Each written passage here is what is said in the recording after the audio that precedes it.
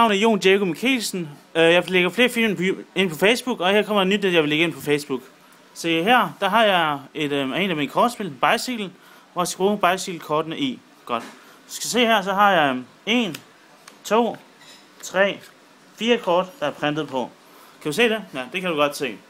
Hvis du også ser, så har en, der ikke er printet på, 2, der ikke er printet på, 3, der ikke er printet på, og 4, der ikke er printet på. Godt, der er ikke printet på de her 4. Hvis jeg nu tager en af de hvide, for eksempel, en af de hvide, vi siger den her, og lægger over den her. Du kan se her, så hvis man trykker til, så smitter den af. Godt. Vi tager en af de andre hvide, og lægger her nedenunder. Sådan der. Så kan du se, den også smitter af.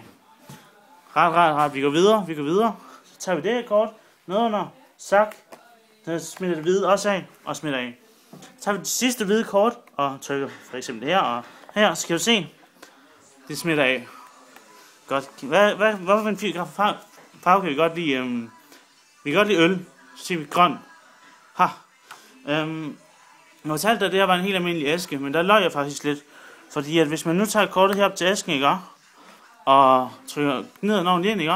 Kan du se, at den smelter af farven fra æsken til kortet.